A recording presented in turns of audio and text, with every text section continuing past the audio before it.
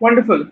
So we are now live for this special session, and this just came to our mind when the President of the United States, Donald J. Trump, announced a special peace plan considering Palestine, Israel, and the United Arab Emirates. So, considering this plan's announcement, obviously there will be multiple views. One side would say it's a well appreciated plan. One side would say that it is to be considered like a clickbait for election purposes due to the simple fact that the United States is not dealing well on COVID-19. Uh, However, instead of getting into the politics of narratives, I would therefore recommend to discuss today in the regard as how this uh, issue is important, because the main narrative here is about the chronology of events that follow the peace plan. So I'm going to moderate this session with Dr. Nandakishore sir and Mr. Vignesh Ram. And we have research members from the Indian International Law Project, Vasu, Rishikta, and Pratham. So in this discussion, what I'm going to propose is that we will be understanding the chronology behind and after the peace plan, and we will not discuss the narratives of the media and so, but we will be discussing how have the heads of states and governments reacted to the same.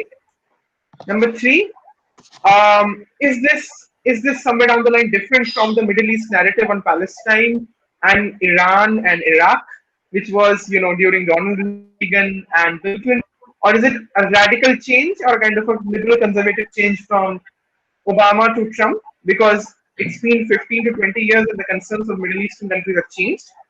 And we would obviously take the issue as to, is it just some great achievement of India's foreign policy, or is it somewhere down the line a power dynamic endorsed by Donald Trump, but for whom the person who I consider is Mohammed bin Sultan of Saudi Arabia. So in that scenario, while the Salafi Wahhabi countries are now supporting Israel, and obviously with the help of the US, many people would say that it is a contest against the Iranian regime under Khamenei and Rouhani, and so. But beyond that, how would things shape? How would the concept of transitional justice shape? And today we are going to discuss this. So, Vasu, I'm going to pass this patent to you so that you actually explain our viewers the chronology of the events, not everything, but something before this peace plan. You may, consider when Jared Kushner was trying to negotiate with uh, the Israelis and the Middle Eastern people, and when Netanyahu announced annexation plan, and the world was in an alright situation, obviously because it was considered illegitimate. So in that scenario, and yes, after when the peace plan was announced, how actually the reactions happened. So So, Vasu, I'm passing this to you, and please explain further.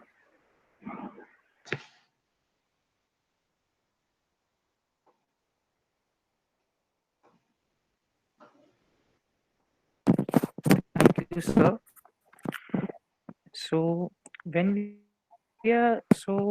Past 3 to 4 months have been very dynamic in international order and international community. When pandemic had started, COVID and China were the two C's which everyone was focusing on. But since June, there have been a lot of events taking place around the globe. Optics and focus have Optics, focus, and social media have become an integral part of diplomacy and international order. In past 2 months, we have seen how foreign representatives of countries often have involved in Twitter spats with each other. Certainly, even virtual summits have become a new thing, and they will continue to remain an important part in what would be how countries would interact with each other. So when we are talking about this Abraham Accord, the historic deal brokered by US between Israel and US, the events prior to that were quite important to they were quite important to we should have they were quite important to talk about it. Uh, Israel had planned to annex the parts of West Bank, and certainly when the deal was announced on Twitter, it is important to acknowledge what were the reactions to the deal. We had Iran, Hamas, PLO, and Ghana. So from August 13 till now, these four countries have strongly opposed the deal. Strongly opposed in the sense they have come vocally to critique the deal. Where we have Iran, whose foreign ministry had spoken that this was an unjust deal struck by UAE in the backs of Palestinian people and all Muslims.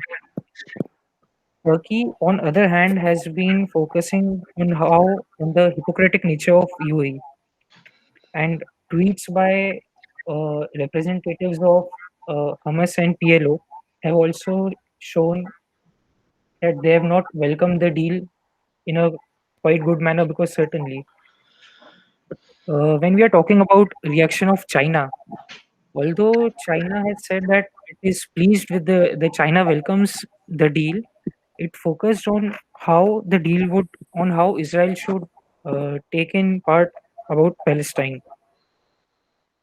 But on other hand, we had Al Sisi of Egypt, who had vocally on 9 p.m. on August 13 itself welcomed the deal, and also we had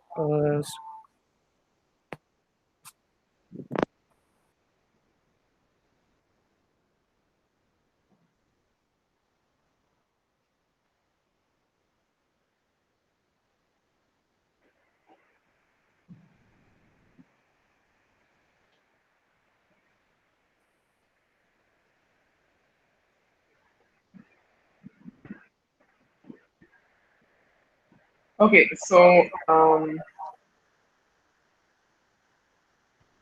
yes, I hope so. yeah, I'm sorry, there were some network issues. Hello, hello. Go ahead, Vasu.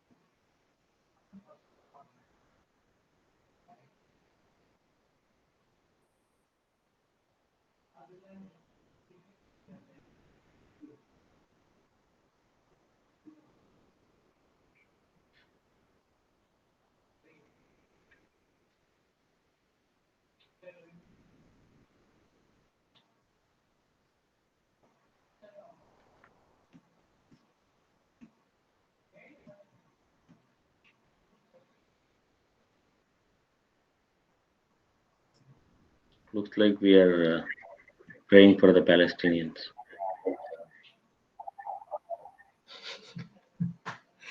Yes. I think we've lost the connection. Abhivardhan, can you just probably just take it forward? Otherwise, might just be missing out on some time Absolutely, it's in the already discussion. 17 minutes.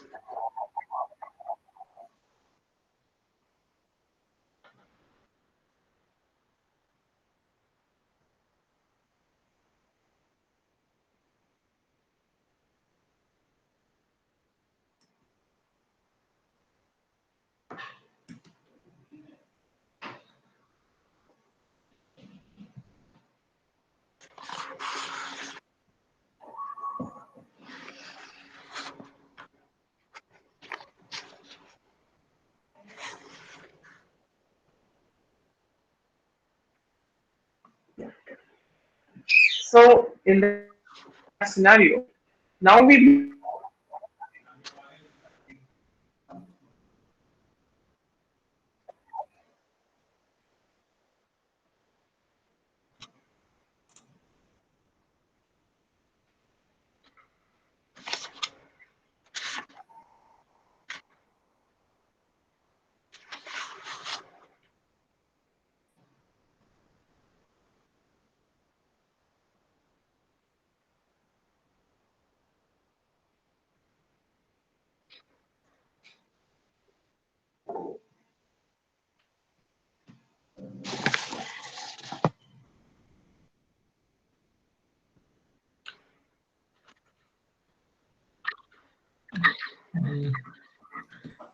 I think he also got disconnected, sir. okay, some glitch happened from my side, but anyways, let's continue this further. So let's now get on the main discussion and continue this. Now that we understand that the plan has come, but still, major details have not come yet. What we can now expect in general from the international community and they react. So I'll therefore start a discussion with Nanda Kishore sir. So my basic question for the viewers would be that we know that this peace plan has now come and the geopolitical implications will will be shifting from conflict economics to developmental economics, which simply means that it's just not okay to uh, fund yourself for conflicts of any sort. Maybe now nations in the Middle East, such as the UAE, for that matter, Saudis and rest, Oman, and I should say Kuwait, would consider about not much going for more conflict economics. However, situations differ. Yemen cannot be equated directly with Palestine, and so we can't equate the situation of Kurds in Syria with Israel and so, because they are different geopolitical issues. But this is a very important sign. It's a signal that Middle East is now changing. It doesn't take interest or pay heed to extra conflicts. So in that scenario, can we expect a better sense of optimism here, or we can say there's still a lot to go? So, sir, we would like to know what's your view. Yes. Now, first and foremost, this was bound to happen today or tomorrow because there is a little history to it. On the 28th of January 2020, President of the United States had hosted. That's when he actually, in the reception, he had shared his vision for peace. And then the Israeli counterpart was also there. And then they subsequently had a discussion. And this went on for a while. In the same month, the foreign minister of UAE wrote an open-ed in one of the newspapers in Israel, where he apparently made a mention that the time has come, or trying to tell that there is a necessity to normalize a lot of things. and we need to take things forward. So this was known, and among all the Arab states as of now, UAE is the one which is much more bolder. It is the one which actually gets involved in terms of looking at how, let's say, economy has to be in the forefront than anything else. And this also sounds to me from the fact that because Saudi Arabia is the custodian of the two holy mosques, important mosques, it must have asked UAE to do it first and then stay in the backdrop and then subsequently do so. But there is a history to this, all this, ever since 1990. Even in the 1990s, since 1990, UAE has one country which has been acknowledging and also partially having a backdoor negotiations in terms of technology, lot of inputs on other things. Now things have become much more apparent for the simple reason that they have a common enemy, and that common enemy is Iran. And both of them think that it has to be countered. The political Islam that's being pushed by Iran has to be countered, and this is one of the ways to do. Second, the economy, diversifying the economy, invariably asks them that they cannot survive anymore on just talking about religion and also trying to continue to be on oil politics. They need to go beyond that one. So they need to diversify, and UAE has led from the front, and now it wants to take things further with regard to technology, with regard to many other things, which in which Israel is a leading player. So that is how all these things have happened. Nothing has happened overnight. Nothing is organic here. It's all planned, well thought out, and a perfect time to pull it out also because of the pandemics and other things. You would not have too many disruption other places. It's much easier to take care of many other things. And also the timing is very important from Israel's perspective.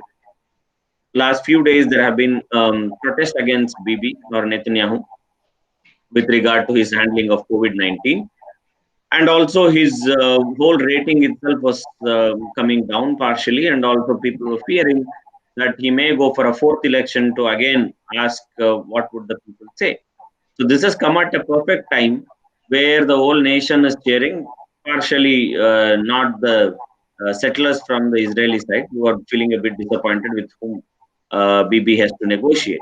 But apart from that one, everybody is cheering, and suddenly he looks like a national hero. And that's exactly what Netanyahu wanted at this juncture. And it has served everybody's purpose. It has served President Trump's purpose because he's in the thick of US politics now. And you also have what you say UAE in the helm of affairs now. It also has to deal with a lot of things in Libya. It also has to deal with a lot of things in Yemen.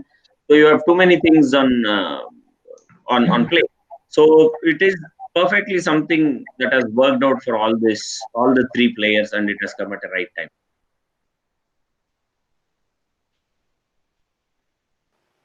Thank you so much, sir.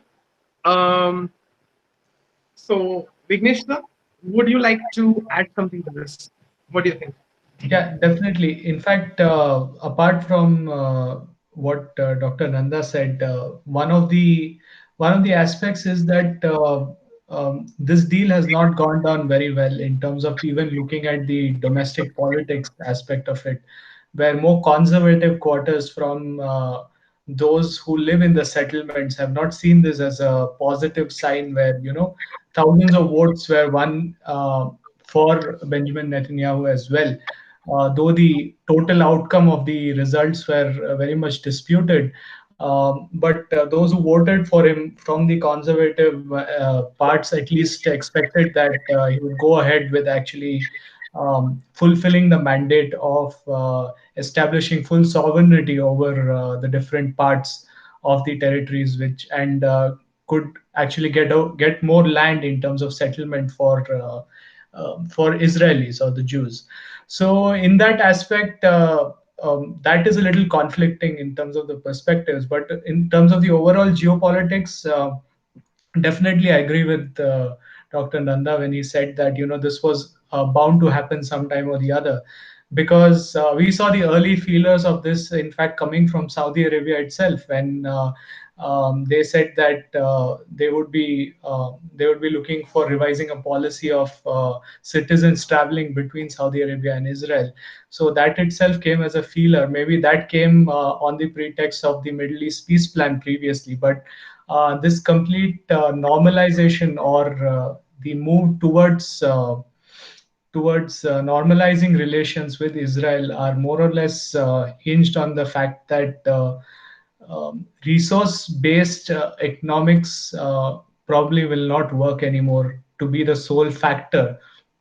This we have seen also in the perspective of OPEC, where most of the countries were in fact pressured by non-OPEC members. So basically, oil politics itself, the nature of oil geopolitics itself is changing.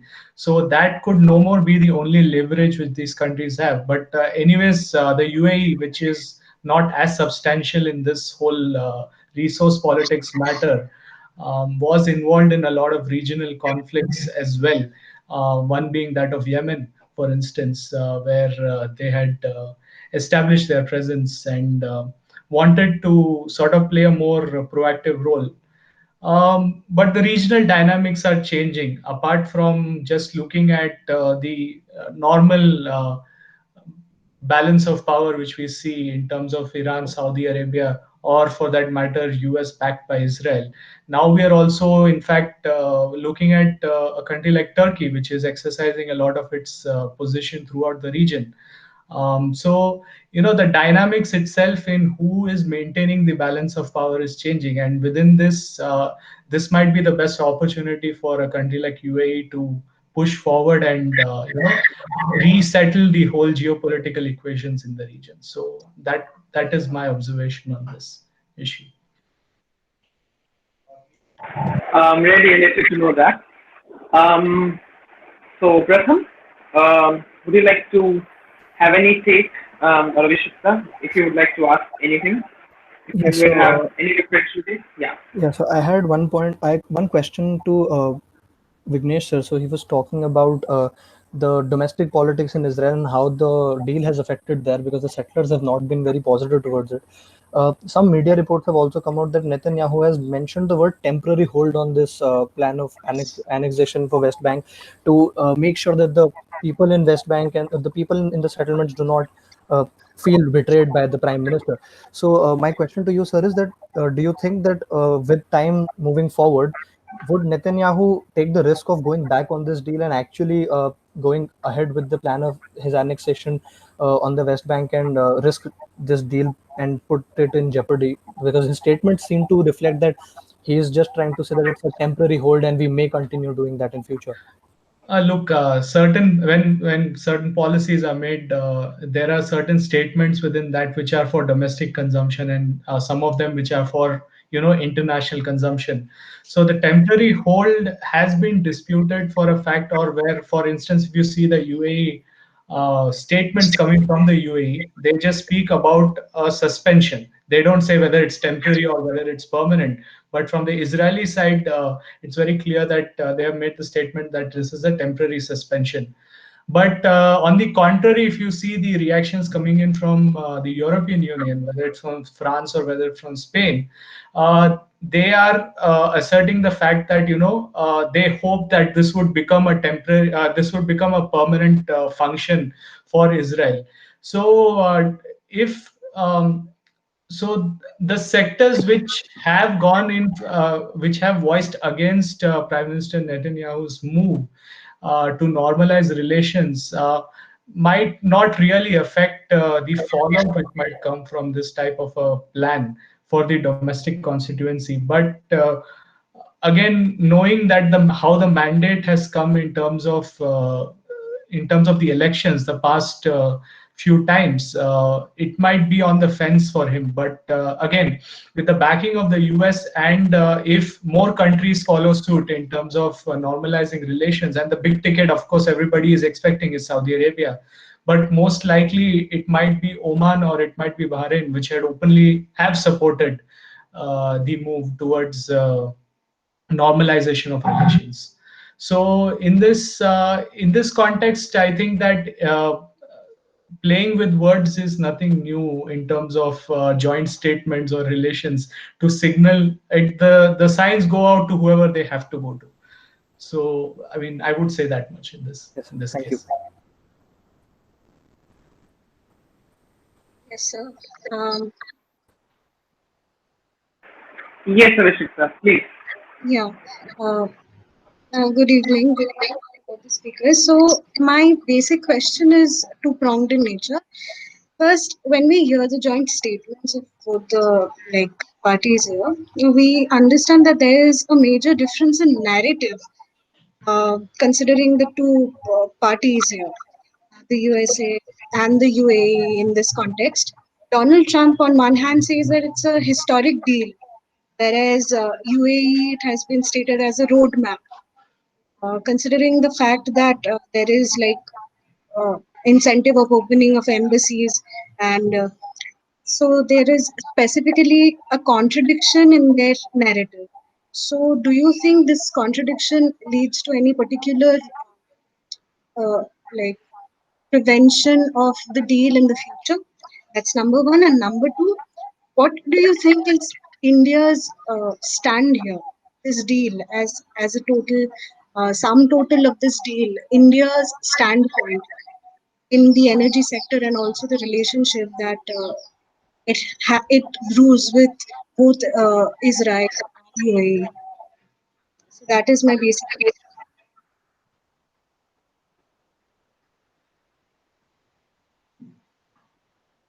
Is the question directed to me? Anyone can answer, sir. Vignesh, go ahead. Yeah, no, teacher before the student, No, no, Dr. no. Nanda, please.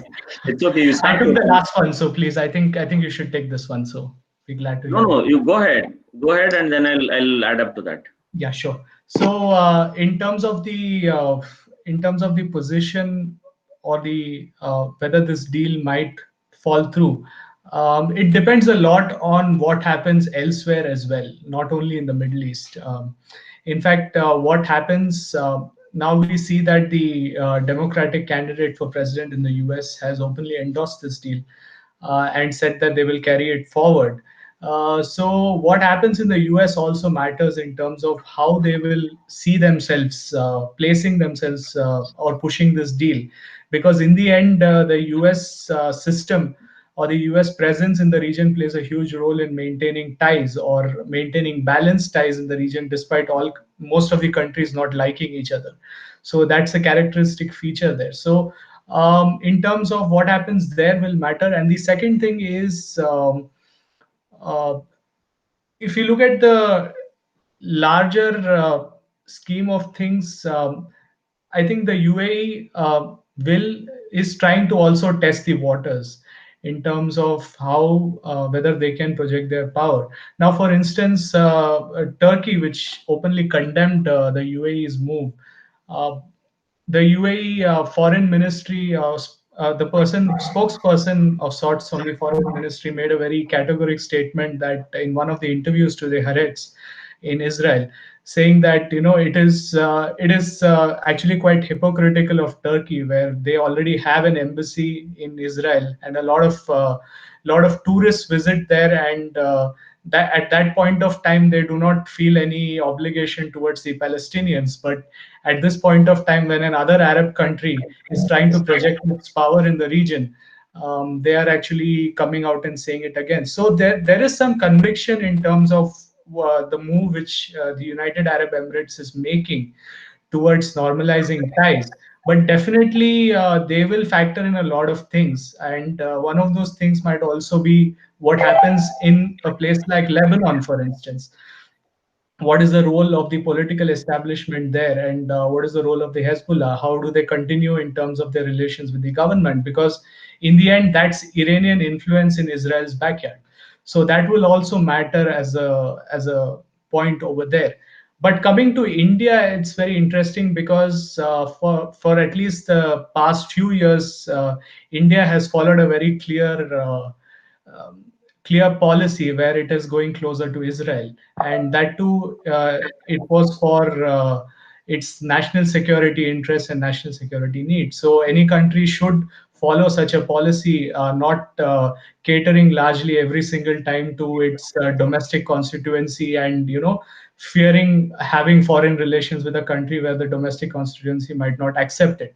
So I think in that context, India finds itself in a very favorable position, considering that also Iran is now faltering in sense of its relations with India. We have seen that with the recent deal over the Chabahar, what happened with that whole incident, and because of that, I think the dynamics are changing, and India is very interestingly positioned, because even though you remove Iran, which is an important balance within this whole balance of power in West Asia, you are able to still maintain those relations which you have with very diverse countries in the region, which is a very positive for Indian foreign policy in that matter. That's really nice to know. Interestingly, I think as we can see that this paradigm shift happened, and as Dr. Nanda sir said it right that it was going to happen to an extent. One thing is for sure that uh, there's a degeneration of the domestic narratives also, because uh, main thing is that first shifting from one aspect of dominance to another is somewhere down the line an issue of concern. But at the same time, when we know that domestic narratives have been degenerated for long, they are somewhere down the line a limited pivot, I should say, some kind of a moral compass, or maybe some kind of ethical compass for leaders. This paradox we can see in the US also. While just I think after Kamala Harris's nomination was announced as the vice presidential candidate, this deal happened, and then things just changed abruptly. So what I consider is that these things are enforced, but the domestic narrative either can generate itself in a better way, or they can just be degenerate. Like one weird thing which happened, and I think somewhere down the line, as Vasu correctly pointed out in the beginning, that Twitter spats are very interesting. Although they do have a very limited role, but sometimes they give us a reflection of what people are trying to show. Like one example, out of the context, but just for fun, like there was one member of parliament, I think, who is also Minister of Foreign Affairs for Japan, and she actually pointed out the South China Sea and the Senkaku Islands issue with Japan. Likewise, also a rhetoric happened within Turkish politics that a particular leader, I think who was in exile, commented on Erdogan's response to the deal, and so in case of the Iranian regime. So I think in that scenario, this degeneration or upgeneration will continue. Anyways, I'll take some questions, and then we'll get to the Indian context on domestic and international aspects, because I think we need to discuss that very importantly. So, Purnima and Nadeem, welcome. So, Purnima, you can ask your questions to Vignesh sir or Nanda Kishore sir or to any of our research members, and we can respond. So, Purnima, you can ask the question if you wish to, and Nadeem, you're also welcome. Yeah.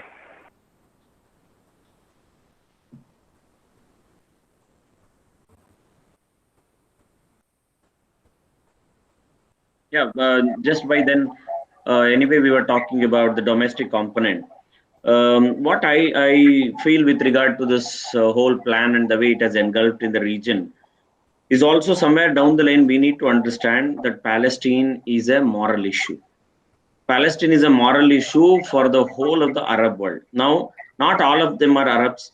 Now, we have three states in the whole of West Asia or Middle East who are not Arabs. One is Turkey, other one is Iran, third one is Israel. For these people also, because they belong to this larger conglomeration of what we call as Islamic, For them also, it's a moral question. Otherwise, for all Arab leaders, this has been a major case of concern. Now, back in the history also, this is the third Arab nation that is having actually a diplomatic relation. There are two more. One, 1979 was Egypt, and 1994 was Jordan. Now, when these happened also, there were some amount of resistance. There were opinions and other things, because the media and other things were not as bombastic as today. We did not have Twitter. We did not have anything else where the leaders would come on Twitter and then say, whether it was Zayed, or for that matter Bibi, or for that matter Trump.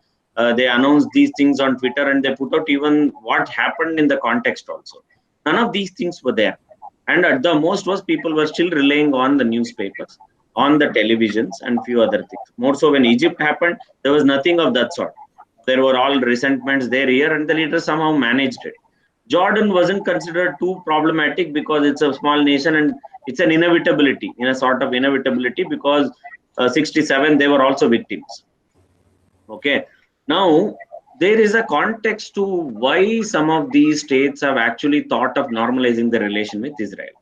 One, the seeds are in Arab Spring, because Arab Spring came as a very important intervention with all these people, where they understood that the enemy or the trouble is within, not outside. Okay. And that is when they started thinking about that. Okay, now not anymore of the political Islam alone, or flaring up only every time trying to talk about an enemy and other things is going to fetch us anything. But we need to make sure that our people are fed well, and the people are also taken care of from the neoliberal perspective or from the economic perspective. That is when they felt there is a necessity for them to move beyond, and also the type of looming threats that are in and around. They need to make sure that they become stronger. And one player among all of these, without having any of the resources, there is no oil, there is no such type of resources, but yet blooming, right? It is the United States of the Middle East or West Asia. That is how Israel goes about. You talk to the commoners, you will easily find out. I was back in 2018. I was there in Israel, and when I was in Jerusalem, I would just enter into any of the restaurants and other places. Then I would talk to them and just engage in a very normal, casual conversation. It would invariably come saying that, how long we will keep waiting, or how long we will keep fighting. At least something will happen here. Is an important component. Anyway, there are others who will flare it up to a different level, because even in terms of Palestinian idea, it's not that they are able to put up a single front. You have the Hamas, you have the Fatah, you also have Palestinian Authority, which works at different. Now, for Hamas, it is the armed rebellion. Whereas with regard to the Fatah, whereas with regard to Palestinian Authority, they want the issue to be resolved, a two-state solution, but through negotiations. They don't want their people to be killed, and they don't want any drone attacks to happen. They don't want Israelis to sabotage everything that they have, and they know that what extent Israel can go. So this is a perspective that we need to understand. Now, many other states also felt somewhere invariably this Arab-Israel conflict was sort of a distraction for the whole region. Just imagine the region without this. Right? None of them would have felt morally confined or morally that they have to do something to Palestine. Every other time there is an issue that comes in with regard to, whenever you talk about it, becomes emotional. Right? You have deceived us, you have cheated us. This is the type of language that comes in. So this is a very important juncture where they want to keep something that is emotional to the minimal, rationality to rise, and realism. This is the outcome of realism in terms of politics. There where they're trying to look at what are going to be the dividends of it, rather than just looking emotionally to a particular aspect. If this works out, to an extent, they are thinking that immediately BB will not jump in and try doing anything. But unfortunately, for some time, the emotions will run high. You will also see too much of activism and other things will also happen. But at the same time, we also have to be considerate to the sympathy, or considerate to the rights of the Palestinians. No doubt about it. In fact, something that comes in after a long time, because they had got used to a particular place, and then something comes in and that becomes too powerful. The problem is Palestinian is going backward centuries and centuries.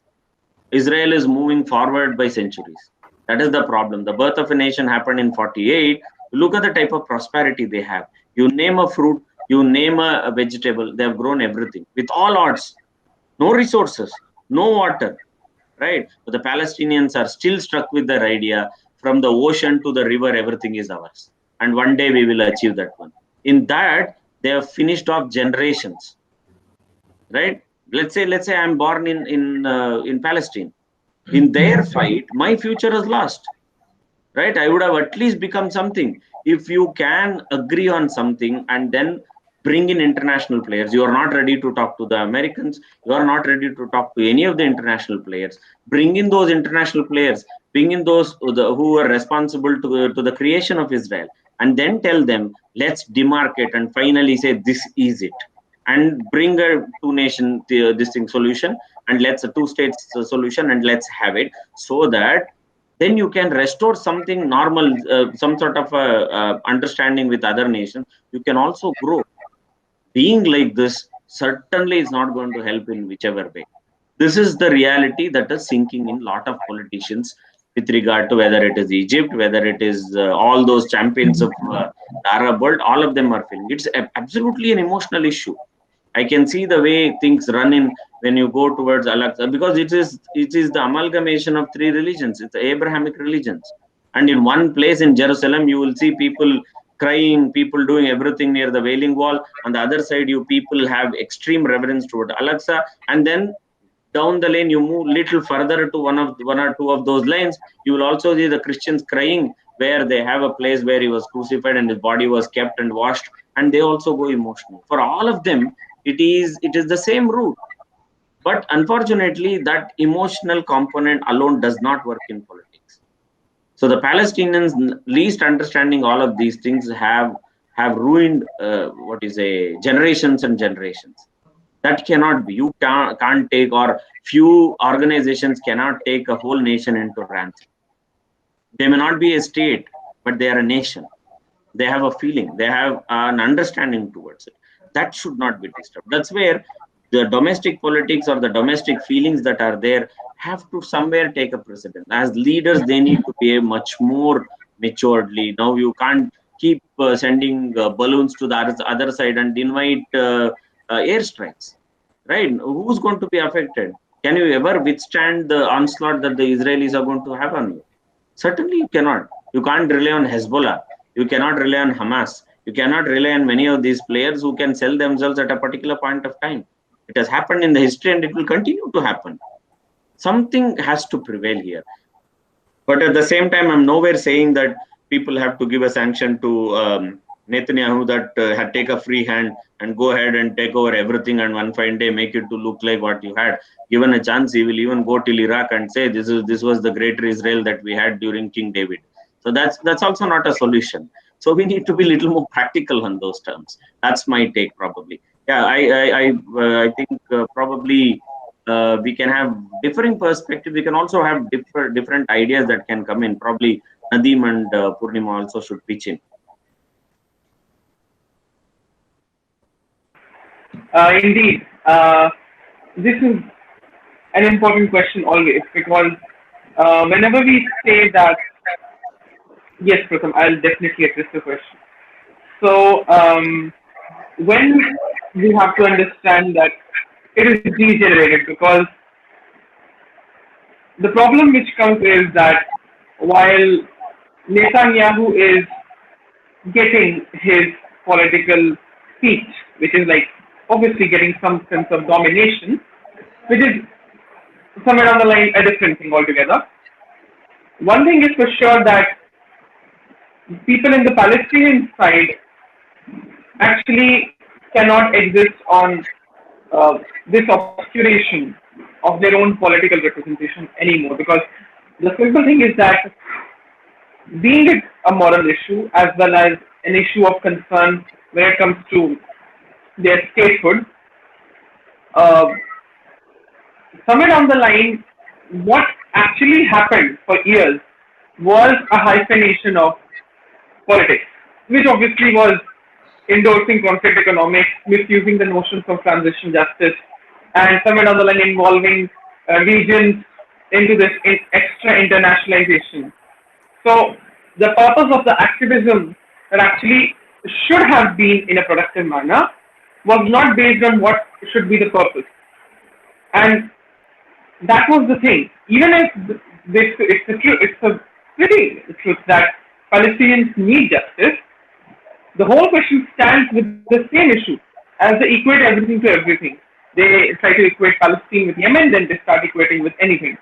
But keeping aside political Islam for a moment, because we should not include that part, and we should not include it due to one of the simple reasons I propose that including it doesn't make any sense anymore because either it gives conflict economics a boost again, which is not good for the neoliberal order, it's not good for the people, it's not good for the governments either. They won't get any special benefit. All would happen is a kind of a feudalism within itself, which is not good. And that's what we have seen in the Indo-Pak issue always. For example, the basic thing which I believe is that at least conciliation must have a moderate approach. The problem is that what I would say here is that, okay, yes, the Israeli leadership has its own particular issues that Benny Gantz and Netanyahu have their own problems. But there are certain things where the Palestinian leadership, like Mahmoud Abbas, for example, and his team, they need to understand that some moderate conciliation is important instead of just aligning with anything. Likewise, there was an example I'm giving.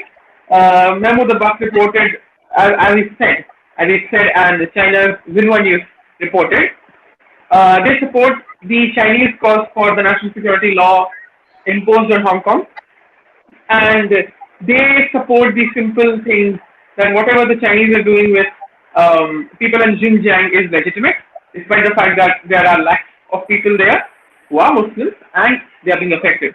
So the thing is that you are degenerating the quality of your legitimacy at the same time, and you're trying to make your own allies in that activist manner, but at the end of the day, it won't work, despite the fact that there is some Iran-China cooperation, starting with the Chabad port, which has been always like that with India. I mean, that issue has been whirling around.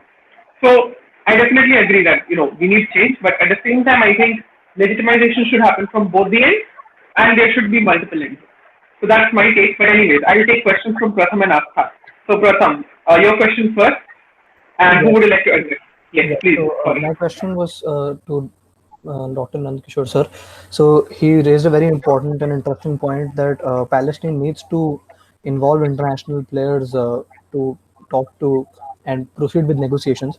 Uh, Sir, the only question that the question that I had in my mind was that back in 1993 when the Oslo Accords were signed, uh, US tried to mediate between both parties, and the objective of the meeting was set as if they had to fulfill the right to self-determination of Palestinians. An accord was signed, an interim government was set up, a Palestinian Authority was set up. However, eventually, because the settlements did not end and kept increasing, Palestinians sort of lost faith in the process.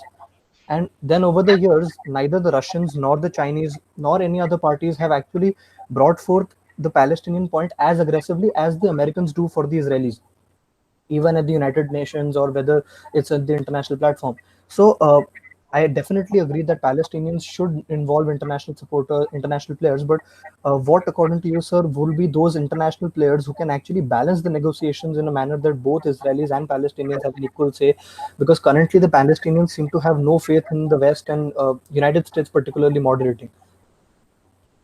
Yeah, see, this is a common thread a lot of Indians take. In fact, that's how Israel-Palestine issue becomes very emotional issue in India also, right? Anybody who talks in favor of Israel, even today in JNU, they don't allow Israeli ambassador to come, and it's a very normal issue. So I certainly don't completely agree with that component. We need to move beyond. What I'm trying to say is, on the one hand, we are telling that the settlements did not stop. There were other issues that Israel did not completely abide by what it was talking and other things. But at least we are also understanding that what exactly Hamas was doing. Did Hamas stop all the violence? Did Hamas keep quiet? Did Intifada stop? It also did not stop. They were equally trying to do that one. Right now, what way it has to come? The accords and other things that any international player tries to do is cannot stop off with just saying that on okay we're going to have this one and then try to champion that it was to your credit or anything. It has to be on concrete term. Now see, the first one to take up the war and the first one to go overboard about it was Egypt. Now with Egypt, they have had a peace plan which has worked for a long time, right? After 67 Arab Israeli conflict, if you look in Israel so this thing what is it, Egypt haven't fought. They both have been much more cordial and it has worked out, right? Because there also they took over, and in fact they agreed to give back the land that they had taken, because then in 67 the idea was to make sure that the Arabs would recognize Israel. Otherwise, they were not even ready to utter the word Israel. They wanted a recognition, due to which they did, and the Egyptians were able to negotiate, due to which they gave back their land, Yes, due sir. to which they said, okay, fine with it, right? So it is not just about the trust of the international negotiators or anybody coming from outside. You also have to have some amount of trust, because you can't completely rely on a third party coming all the time. You need to build mutual trust. Now, why India and Pakistan haven't allowed third party to come in? Because they think those third parties may further complicate it. So that iota of doubt should be there on international players. But as two countries, what are they exactly trying to do? What is Palestine trying to do? Palestinian Authority doesn't agree with Hamas. Hamas doesn't agree with them. They have too many factions. They have too many players, and they are also trying to get funds from different places. And at a point of time, even ISIS started talking about them and wanted to enter into the whole scenario. Right? So how do you expect Israel to, being only nation, a non-Islamic nation, how do you expect them to bear with all these things? And you need to also understand the type of dilemma that they go through. Right? They have told that they will secure their people and everything, and every day it happens. The problem with us also, that we consider only when the airstrikes happen, bigger attacks happen. Those are only the real attacks. We least forget the rockets that are shot at them every day, and which continue for a very long time. Right? No doubt that the Palestinians have a right to be in whatever that they are asking for. But what are the ways to do that thing? Because if you take on the negative line, you will have someone like Netanyahu will go overboard and he will achieve certain things that you will end up being is a victim of that one. Plus, you'll end up being only a viewer. You are giving more chance for him to go overboard, right? By trying to raise up the ante. Yes, If sir. you are trying to negotiate, they are actually tied. They are much more in a fixed spot. That is not happening. That is the problem here. That Yes, is sir. one of the reasons why the Palestinians are unable to understand that you can't completely rely on a third player. But at the same time, third players or an outside player is very important. For sure, United States has a tilt towards Israel. No doubt about it. Right? That's how the Israeli Association is one of the powerful lobbies in the United States. Mearsheimer's the whole book is about the Israeli lobby in the U.S. foreign policy. If you read that one, you will understand the depth of which the Israelis have occupied with the power. Yes, sir. So one last thing, with respect to the negotiations, I definitely agree with you that it has to be from both sides, and definitely the factions that exist in Palestine cause a lot of problems for Israel, and which is a hindrance to peace. With respect to the negotiations, there was a progress in terms of international recognition for the illegalities of those settlements, and Mm. throughout the world, everyone agreed that those settlements should be removed, except for Israel, who were not budging from their position. And even the Human Rights Council had gone ahead and placed one permanent item on their agenda to just talk about the settlements and the human rights violations there. The President of United States, Barack Obama, for so long kept letting the UNSC pass resolutions over that as well. Now, the Palestinians considered that as a good progress in negotiations, but then suddenly in the past 2 years, that position has changed. Now the United States have legalized, said that the settlements should be legalized and they should remain as they are, and that is one of the major reasons why Israel has accepted this peace process of Donald Trump. So does the internal politics of US also may affect this, because the Democrats have had this viewpoint that the settlement should not exist, and they should be removed for so many years, and now this process which has taken one step ahead is entirely based on the fact that the settlements would remain there and Jerusalem would be handed over to Israel. So, how do you think would be the way forward for Palestinian people? As in, should they see this as a backstep in the negotiations, because now the recognition of the settlements is also being taken away, as if they are not being given that recognition that they are illegal? So let me put it on record. From Bill Clinton till Donald Trump, everybody said they will move their embassy to Jerusalem. Yes. Every other president has said, invariably in their election campaign. The only one who could fulfill was Mr. Donald Trump, because he's a doer, right? We may have an issue with him as a personality, that's why we are not recognizing. If Mr. Barack Obama says something on arms control for just an utterance without any real concrete one, he got a Nobel Peace Prize. You see here is an individual since 1989. Every other United States president was trying to talk to North Korea. Nobody succeeded. And this man had two meetings. Yes, sir. And he has diffused the whole tension. Now he has pulled off something like this. And he has been constantly doing something or the other. But we have an issue with him. So there is no recognition with regard to that.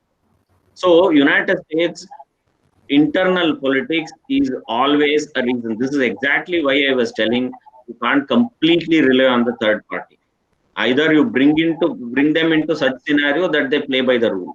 If not, you can't completely rely on them, because you will have George Bush coming and he is telling something else. Then Barack Obama was there for what is it? What did he really do for the Palestinians? There is no answer to that one, That's right? Invariably, he also kept silent. But this man took one step further. He only said, I have fulfilled my electoral promise. I have moved my this thing. Fortunately or unfortunately, I was there on the day when his daughter came and inaugurated it. Ivanka Trump came and inaugurated. I was there in Israel itself on that particular day. And there, here, except in Gaza Strip, it was a major issue. Otherwise, in the West Bank or in Jerusalem, there was no big issue about it. Everything was normal. Right here, even Palestine is divided into two different camps. The Gaza Strip was always a violent place. It always resists a lot of things from here. Even the Israelis fear the Gaza Strip side. But on the West Bank side and other things, they're much more comfortable. Nadeem had a comment to make. Can Nadeem come in? I think it is related to what I said. Yes, Nadeem, go ahead. Yeah, am I audible? Yes, go ahead. Yeah, I think a few things that we can get into the discussion here. Like in 2 years ago, when I had an interview with the former Arab League Secretary Amr Musa, I had asked a similar question, like what exactly are the mentality or what's the psyche behind the Arab leaders?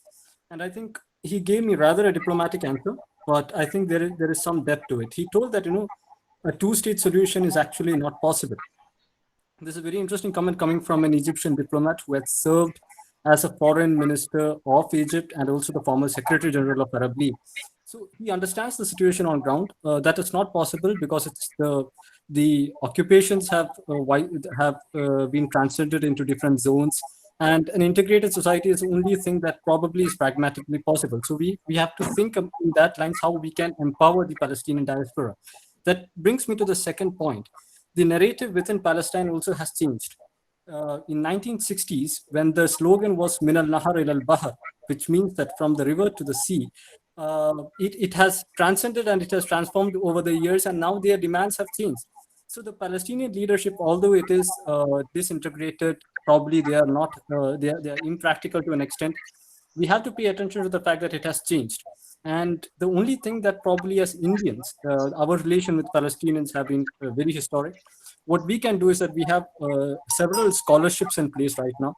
The only thing that we probably can do is empower them with respect to education, because if you go to major Gulf countries like major Gulf cities, including Riyadh, Abu Dhabi, Dubai, or even excuse me, for that matter, Sharjah or any other places, you will see a lot of Palestinian doctors, and there is a high demand for Palestinian doctors. They prefer Palestinian doctors. So, with respect to education, with respect to the skilled work, probably we can empower them, and we are doing it.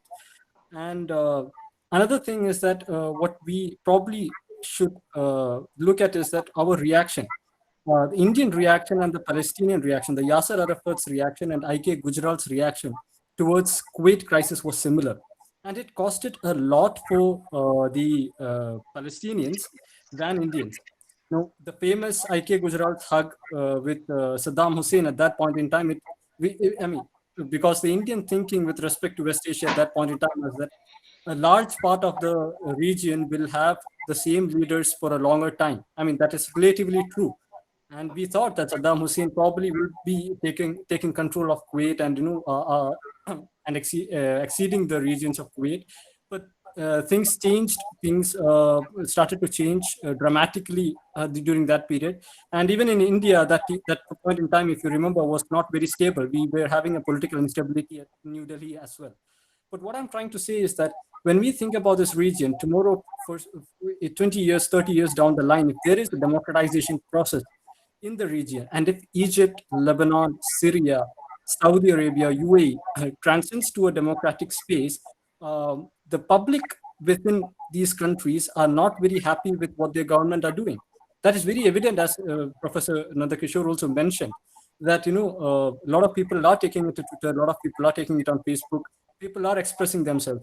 The government might be doing something, but the public already has a certain contention or difference of opinion over it, which they are not free to express in their own countries.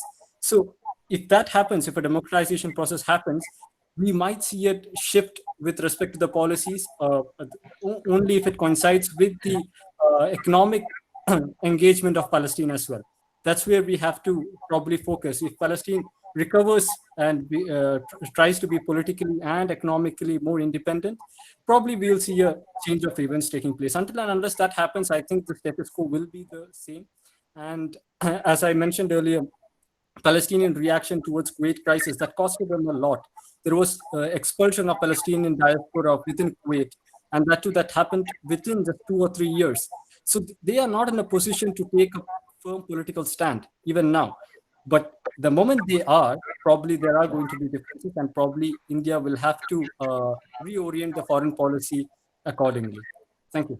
Yeah, yeah. No, Just a quick I have a point. Nadeem. Yeah. Vignesh, just a quick this thing to Nadeem. Yeah, sure. I understood what he tried telling with regard to integration.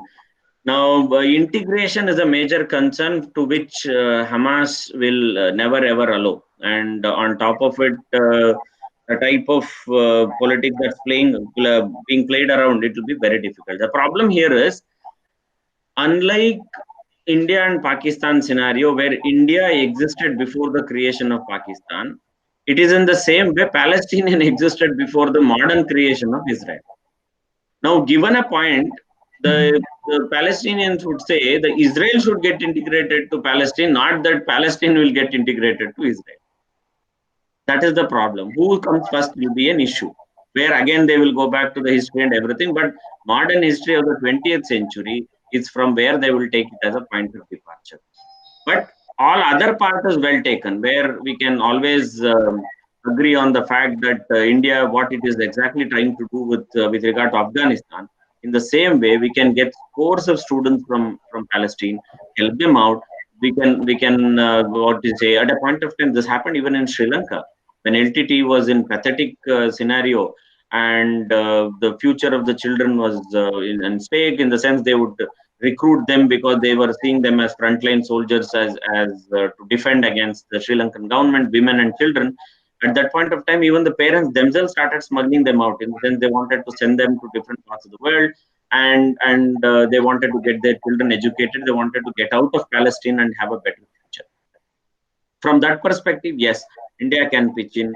Many other nations can pitch in. Germany is one of them who has done a lot with regard to Middle Eastern politics. So Germany can pitch in. Many of these people can actually help out the Palestinians, so that that group which is hell bent on killing and other things, that can continue to stay there, and because that's a very emotional issue for them, and they will not leave their land. But at the same time, the others can at least secure those people to get their own future, because everybody is entitled to. Just because you are born there, that does not mean you have to die for a cause, because these organizations would push them to become shaheeds. They would push them to become martyrs. Now that brainwashing should not happen. The idea of martyr is misused in all these places. That should not happen somehow. And we are all responsible as global citizens, more so as India, towards any of these places, because India hasn't changed its principles. India has always maintained that. Yes, Vignesh, I think you wanted to pitch in. Yeah, in fact, one point just struck me. In fact, Nadeem had pointed out about democratization, and you had categorically mentioned also previously that maybe the solution to this is that they should sit down with people who drew the borders in the first place and say that this is finally it. That was a statement which you made, Dr. Nanda. But I think that looking at countries which have managed to achieve democratization, whether in this region or in the close neighborhood vicinity, it's probably a political culture which may not be attuned to having so many different representations per se. There are different differences. I mean, if you look at different places, for instance, going back to, let's say, a colonial power which ruled you and saying that mediate again and let's settle the borders. We are seeing such pathetic conditions for many countries in Africa which are really suffering because of that whole issue. For the countries in Sahel, for instance, who are so reliant on security and as an extension for all the other matters on their former colonial power, which is France. In fact, that becomes a rallying point for dissent within the societies to come about, and that becomes a form of hatred within the societies because they see the political classes supporting that. And whether you see also, you try to form a very inclusive type of a government, somewhere or the other one triumphs over the other, the structure remains, but within that it's again all faltered within the societal level. So I don't know, I sort of do not really agree to that point. But yes, using other means like how we have supported, maybe someone like President Trump would say that India just builds libraries in Afghanistan. But, point of time, that sort of a cooperation is what builds the people to people connect and sort of develops, integral relations which last for a long time. So that point is well taken. But in terms of the nature of political system which should exist, I think we have to accept the fact that every society may not be ready for democracy or is not made out for democracy.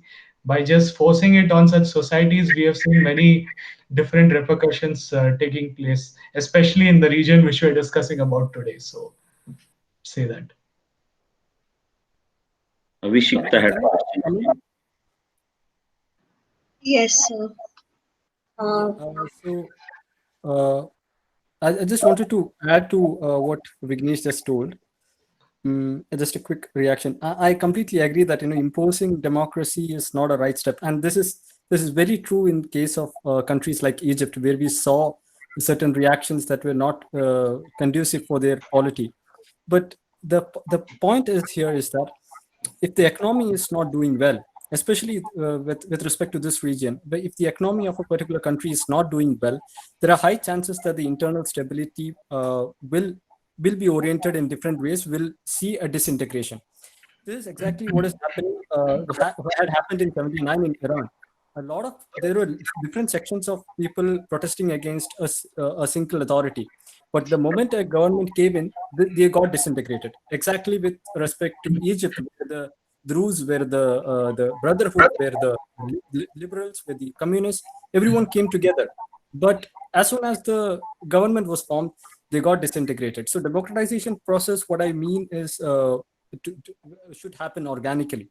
It should not happen inorganically. It should definitely happen organically. Other thing I want to add here is that why I said democratization process might happen in the long run is that there's something called the memories of a generation. The memories of the past generation is very different from the memories of the present Arab generation. This is very evident in the kind of the critical discourse the present young generation Arabs are engaging with. You look at the literature, you look at the blog posts, you look at the stand-up comedy. It transcends into different dimensions. People are addressing very key issues, and these issues, when a new generation is coming up without the memories of conflict, without the memories of hatred during the conflict, I think there can be a positive impact in the society. And I think when these generation might come up as a as future legislatures or future leaders, I think there can be a kind of a transition that we might be able to see, provided the fact that the economy and the stability becomes intact. Actually, on a lighter note, there's always politics to remind the new generation, which has not seen conflict, that there Right, is right, something to fight against. So, right. Yeah, yeah. uh, I hope we will not have Arvind Kejriwal's there. Start with idealism and then end up with real politics. Yes, Abhivardhan. So I think we have asked her, and after once you ask your question, maybe Vasu might have some questions, and then we can go on the Indian considerations. But anyway, Asta, I think you had to ask something on Indian foreign relations, so you can start this section of the podcast slash session roundtable now. Yeah. Okay, good evening, everyone. So, I had a question regarding India's role. So, I had actually two questions. One was that so many theorists in the international scenario have said that since India had harmonious relations to some extent till with US, UAE, and Israel, so is there any possibility of all four of them coming together in the international foreplay for any sort of an agreement of any sort, or is that a long way to go right now? Seeing that this peace agreement has come to be, is that somewhere in the nearer future or is it still a long way to go? That is my first question. And the second one is that so many believe that since India has healthy relations with them, why is it that India could not act as a moderator or a mediator between these two conflicting regions and come up with a harmonious solution for all? So these are my two questions. Vignesh. yeah, why don't you go, sir, first? No, no, no. That'd You be should. great. You should. You are the So, CEO. so in fact, if we go by the fact that why has India, is there a possibility of an agreement? Uh, India has in the past few years taken a lot of bold steps in terms of foreign policy posturing, but I think we are when it comes to negotiating, it sort of goes against the very perspective which we put in the international community, that we are against third party mediation in any of the bilateral issues. So that would sort of contradict our very own position, and then it would justify, just for that matter, when other countries pass resolutions, other organizations pass resolutions saying that India is occupying force in Kashmir. That sort of certifies that position if we go with that. So I think that is the reason why I think at least till now we have stayed away from being actively part of mediating per se. But in terms of a lot of things in international relations happens in areas where we cannot see them publicly. A lot of diplomacy happens in the background, and in fact, I won't name the industry source who told me this, but Saudi Arabia, for that matter, has a lot of defense relations or defense dealings with Israel, which happens to be the fact that it has a lot of relations or defense dealings with the United States. So by extension, it does get some components of defense relations through Israel. So it has been happening for a long time. Third countries do figure in the background of facilitating relations, but translation of that into actual relations or what happens actually is a very different story on what we see and what we analyze. So that would be my understanding, if you ask me, on why openly we are not being part of it. But apart from that, considering our national security concerns and issues, especially with regards to defense, and now it is diversifying into other industry areas such as agriculture and others. India's relations with Israel is being quite beneficial, in fact, for both the sides. For Israel, a large country like India, sort of openly dealing with it, and at the same time not raising sensitive issues from Israeli point of view, and dealing in defense, dealing in agriculture, dealing in high technology for that matter. It is a positive for Israel, but for India, from its point of view, if you look at any of the conflicts, even the biggest defense suppliers in the world have sometime or the other, because of global geopolitical calculations, backed out in supporting India during a conflict. But Israel is a country which came forward, in fact, when it was not even asked for. So those are things, these symbolisms are remembered in international relations, and those are the things which build relations. For a matter of fact, if you look even now, in terms of Lebanon, when the huge blast happened, Israel was probably one of the first countries to offer help. So I'm not saying that that might be again due to some geopolitical calculations, but intent is what majority of the stakeholders in international relations see, and that intent, if it translates into positive policy, it's a win-win situation, is what I say.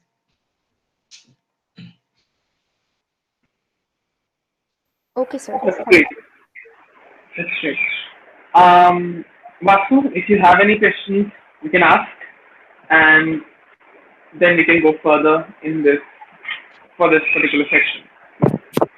Uh, first of all, I would like to apologize. There were some network issues from my end, hence I was not able to attend a few part of the discussion.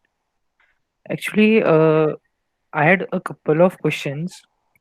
The second question is related to how this deal would affect India. The first is a point which I would like to make is when we see the chronology of events.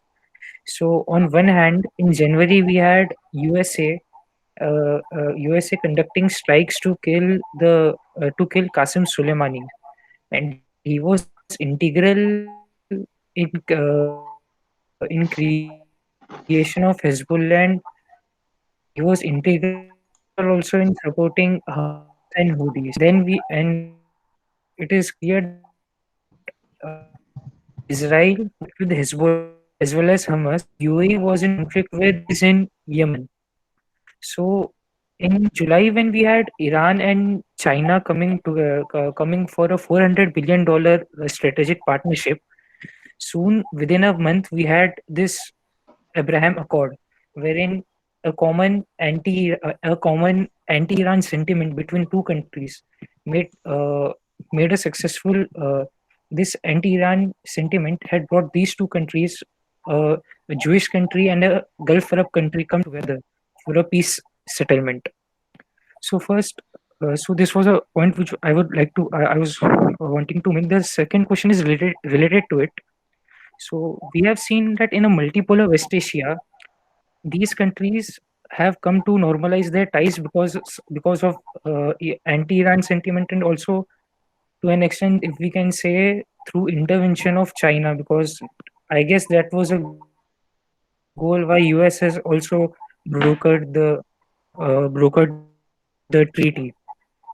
So question is to be an example of India when we are talking about D10 or when we are talking about Quad, because in D10 there have been several experts have questioned that how that 10 countries with a lot of differences within them can an anti-China sentiment bring these 10 countries together, as well as when we are talking about Quad, the Quad security dialogue can just the ability to curb Chinese domination or Chinese influence in the region bring the four countries together. So yeah, that was my question. That is this something to learn from this Abraham Accords for India?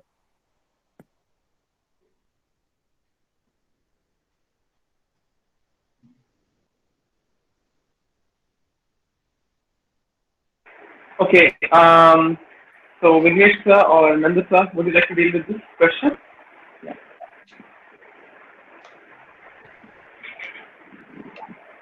Sorry. Yeah, Okay. I take the first one more of a comment and not exactly as a question. Second one, I really don't know because India is not yet ready. The problem here is this much only. That a lot of people say, what type of power is India? We don't have a clarity on that one, what type of power we are, because our actions and our intentions are not in sync, right? Our aspirations and our operations are not in sync. Okay, if operation and aspirations are trying to come together, we don't have a proper narrative, which is called as polemic. That is not in sync. So there is a serious issue with regard to that one. Second, you ask on, let's say, you ask the Indian media today, sorry, Indian foreign affairs minister, or for that matter the prime minister, or to the MEA spokesperson, what is India's take on the new accord that has happened, or the new understanding between UAE, United States, and Israel? They would say, we'll wait and watch. That will be the standard comment that they will give, because they neither have that way. Because India will continue to say, we are for whatever the best is for Palestine. At the same time, they will in the back channel or in the front also, they will end up saying that we recognize Israel's right to be there. So we don't have a definitive answer to that one. Neither we have the capacity to bring these people together, because it may end up biting us only, because in our own backyard we haven't been able to solve. So we ourselves have been struggling for a very very long time now, in terms of how to deal with some of these problems. So really, we don't have a direct stake in the conflict, but at the same time, we cannot shy away from it completely, as we spoke in the previous while answering the previous question, and in a bit of discussion what Nadeem and Vignesh brought in, where we said we can play a proactive role. That proactive role should not antagonize either of the parties. So we can always take that particular stand, because we don't have a locus standi. We don't have a locus standi. Plus, neither we have the resources to make sure that if we intervene, if something goes wrong, that we are in a position to deal with. So given that position, India will continue to be in this standards only. It will say, I will continue to, at least things have changed in the last 4 or 5 years, where we have openly accepted at least our relation with Israel. Though we used to keep everything under the drape for a long time. During Nehru, we had asked them weapons. During Indira Gandhi, we had asked them weapons. We have taken their help every time by promising that we'll have diplomatic relations. Until P.V. Narasimha Rao came in 1992, we did not even have diplomatic relations. That's where our conscience was. We were doing everything in the back, using different people, bureaucrats, and getting things done. We never accepted in the public. It always remained almost like an illicit relation. So it's only post 1992, at least we have restored diplomatic relations. And post 2015, we are able to see the head of the state and the prime minister and others are making bold attempts to visit Israel and normalize the scenario, and tell other neighbors also that everything need not be interconnected. That if I go to Israel, that I am your enemy, or if I come to Palestine, Israel should not treat that I am your enemy. None of these things need to be, and most of the things can be kept exclusive. They need not be always entangled with many of these things. At least we have succeeded, which we in international relations use a particular terminology called de-hyphenation. So we have been able to at least de-hyphenate that relationship.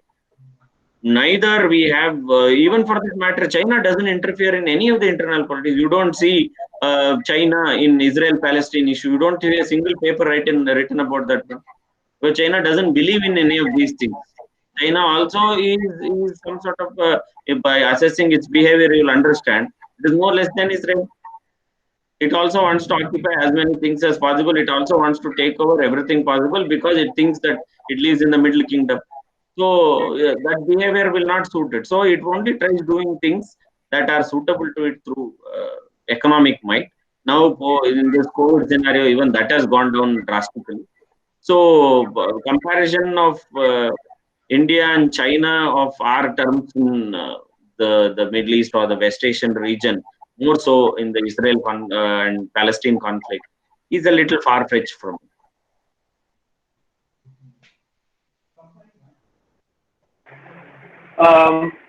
Very nicely put, sir. In due agreement with that, I would like to add a few aspects.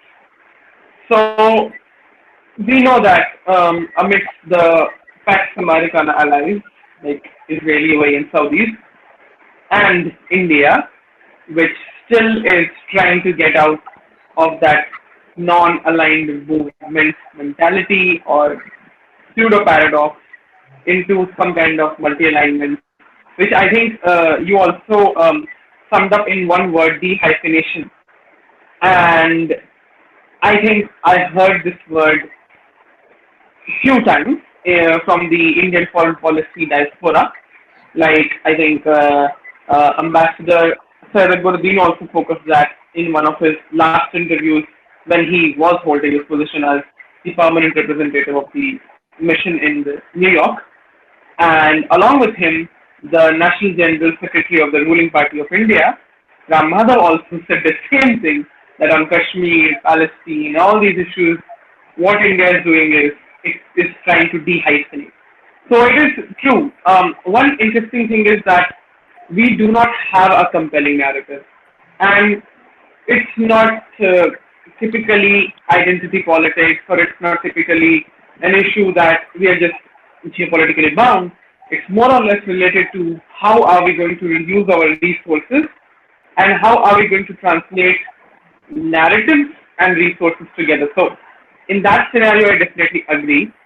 One aspect which I hope that in the coming 5 to 10 years, what India should try is that if they are very good with dehyphenation, at least in supporting and helping out, and they actually believe in a sense of reformed multilateralism for which they always, fight and they always uh, advocate in the UN and other multilateral bodies. They must at the same time understand the diaspora, or I should say the NEA, must understand that to make the hyphenation plus de-internationalization, because we know that excessive internationalization of issues goes haywire, like from anything to start with.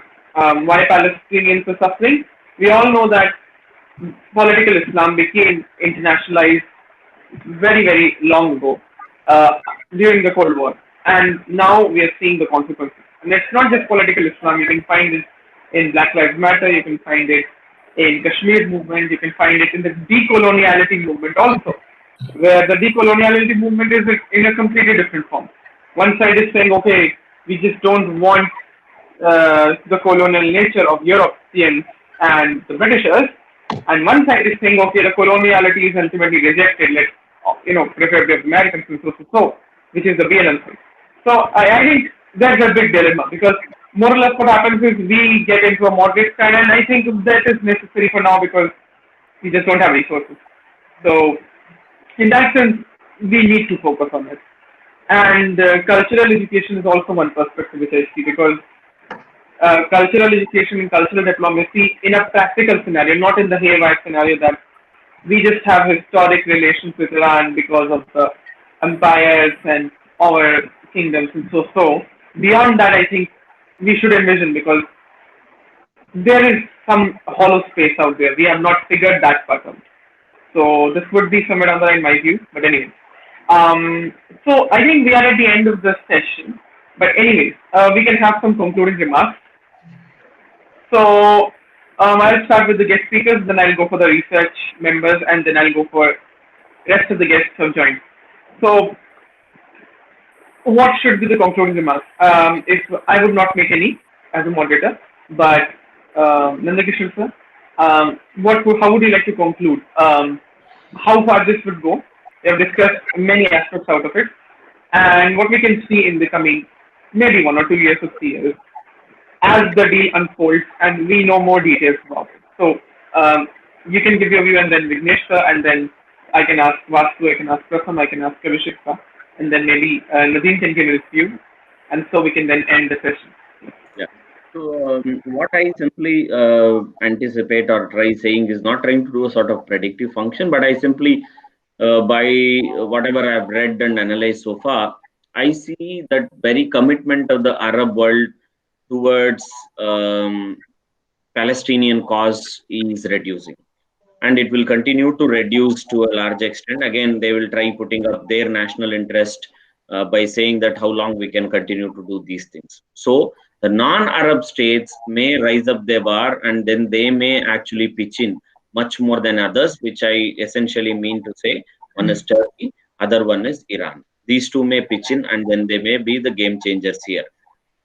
Third part I see is also that now the others will start following the suit. Now you will see Oman doing this one, because even prior to any of these things were happening, Netanyahu used to visit Oman, and generally the standard operating procedure is that Netanyahu would visit.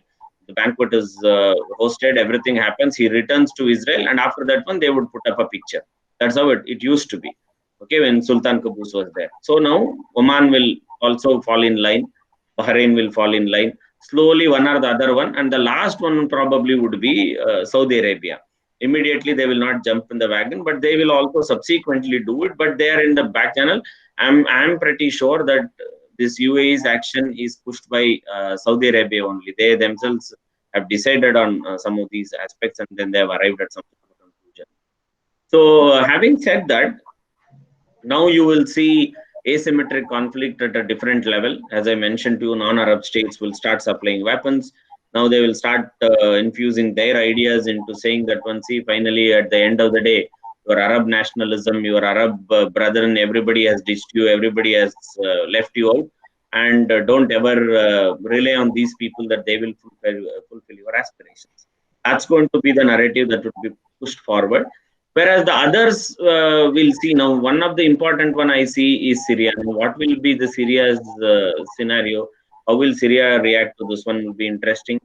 Lebanon is another interesting one, which the president of Lebanon is trying to say that there are all possibilities that they may start having a diplomatic relationship, and they may cooperate more closely with Israel. That will be disaster for Hezbollah, because in Lebanon, Hezbollah, though for many others it's a terrorist organization, but in Lebanon it's a political party. It's an accepted political party. For them, that can be a big blow.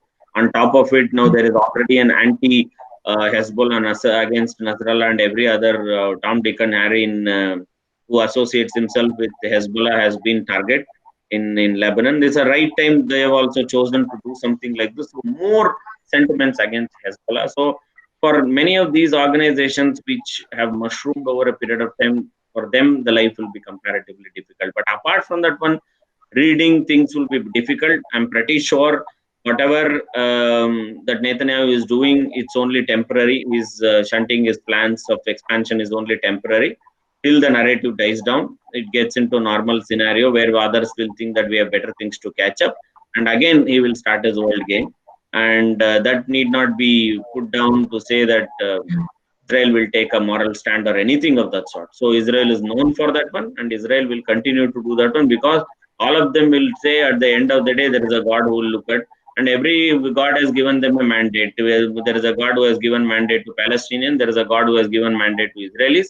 There is also a God who has given mandate to the other Saudis and Arabs and every other group that is there. So each one will pursue their God's order, and it's going to be much more interesting scenario from the negative perspective in the Middle Eastern or West Asian region. That's my closing remark. Yes, Vignesh, please. So I largely agree with the view what Dr. Nanda has put across. But apart from that, one of the aspects which I see is that the whole order in West Asia, the balance of power in West Asia, which is now supported by, or in a sense sustained by the US alliance system, is weakening. And largely this type of a focus is being generated not only because of Iran, but Iran and the rivalry between the Persian and the Arab divide which is there in West Asia has been quite historical. But the whole revivalist tendency which we are seeing in Turkey is something that might shift the balance in that particular region, and also beyond, even in North Africa for that matter. So we are seeing a change in that policy. So if you look at it in that context, the Arab states one way or the other might move closer to Israel and follow suit.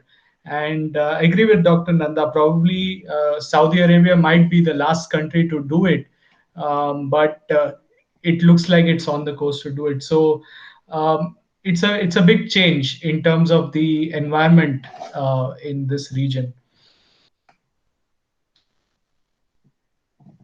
Okay, so Pratham, would you like to make any remarks, concluding remarks? Yes, so both Dr. Nanda and Vignesh sir have covered the issue beautifully. Uh, and I just believe that with this deal in place, uh, as both the experts have mentioned, that it'll start to, like, other Arab states will start to follow soon. So it would no longer remain or a Israeli Arab dispute anymore. It'll start to boil down to Israel and Palestine, because the Arab states would start to normalize relations with Israel. Till today, it's looked at as an Israel Arab issue in entirety, because the Arab League has always stuck together, and whether it was 1967 or before that, they've always presented a common front. But now it has started to fall down, and each Arab state would prioritize the national issues, as Sir rightly mentioned. So it would come down to what problems does Israel and Palestine have, and not Israel and Arab world have. So that's the major change that will take place after this deal has been made. Okay, Vishikta, your take. Yes, actually, considering the cultural aspect and the historical difference between both the Arab countries and Israel, I think the sustainability and the viability of the deal is a big question over here. But as the speakers have rightfully pointed out, that such deals, we may expect such deals in the future as well. There will be peace in the Arab region in totality. Second, in case of India, uh, there is a paradigm shift in the domestic policies and domestic ideologies that is prevalent in India in the present time, with the changing narrative towards Hindu fundamentalism, as we all know in the present times. We can expect that there is a change in the relationship between India and the countries in the Arab world because of that, but all completely hypothetical, obviously, and we don't know what we'll expect in the future. But yes, definitely, the speakers have rightfully pointed out that the future is bright and we can look forward to peace in the entire region in totality. Nadeem, Yes, sir. Am I audible? Hello, am I audible to everyone? yes, Yeah. yes, Okay. Nadeem, go ahead. Yes, yes, Thank you. yes. Yeah. I'll just quickly make 3 points probably. Just and let me just categorically and make a disclaimer here. Like I'm telling this as an atheist, so just that people don't get a wrong impression here, because a lot of times I have encountered this thing because of the name. Probably people might associate my political position elsewhere. Now, in the discourse itself, we saw the term political Islam being used several times. The term political Islam is not a monolithic term. I mean, there are different dimensions to political Islam. If you see the Arab Renaissance periods, the Al Nahda period, scholars like Rifal Tahtawi also embraced the Western values. Even he created a kind of a societal imbalance, and he tried to question the societal values by asking the Islamic community to embrace modern values, modern education system, without losing out the Islamic character of it. Now, it had different shades. At that point in time, it had an anti-colonial shade.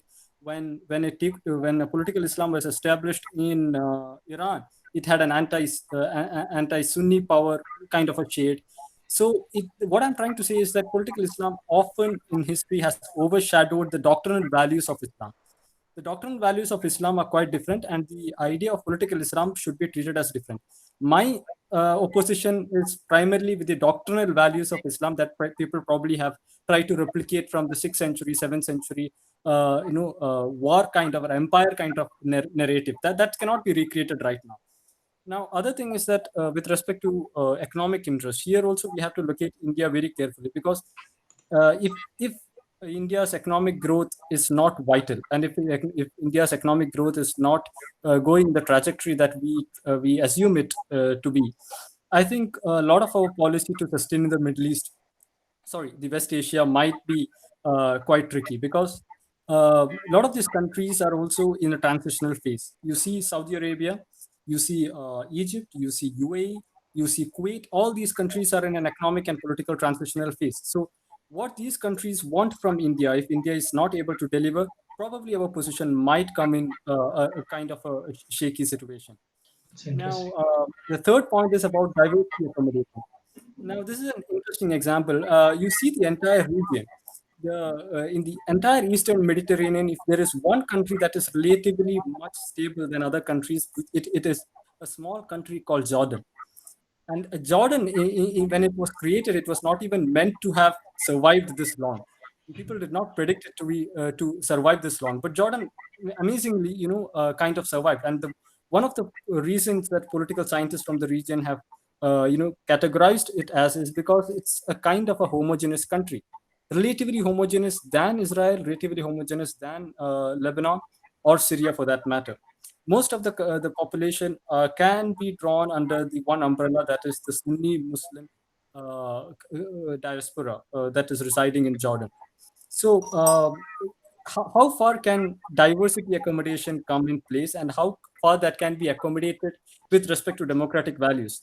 See Egypt as an example. Egypt, the position of Al Azhar, which is the highest political authority in the region, one of the highest political authority apart from Makkah, Medina, and Jeddah. Uh, Al Azhar has changed his position with respect to how they can accommodate the Coptic Christian, the political rights of Coptic Christians in Egypt. You see the Al Azhar's recommendations, policy directives in early 60s or 70s. It is very different from what Al Azhar is speaking right now. Although I personally believe that Al Azhar has a long way to go, they still do not accommodate a large section of the society, or they still do not accommodate certain gender minorities, or certain political activists in the country. But still, it is a starting symbol.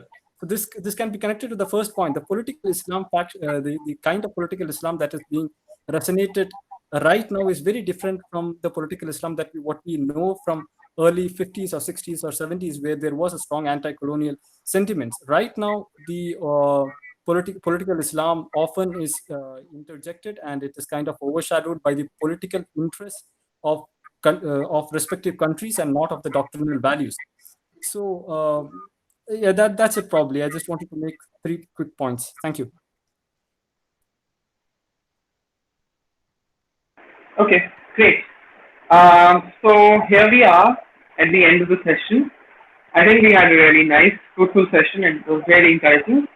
I would say, on a short notice, uh, Nanda sir and Vivek sir joined in the JLIA, so I'm really grateful that we really had this roundtable for the first time. So as a part of Global Hints, uh, it's been a pleasure moderating the session, and I'm really grateful for the support of the research members of the Indian International Project and our guests. So I would like to thank everybody for this.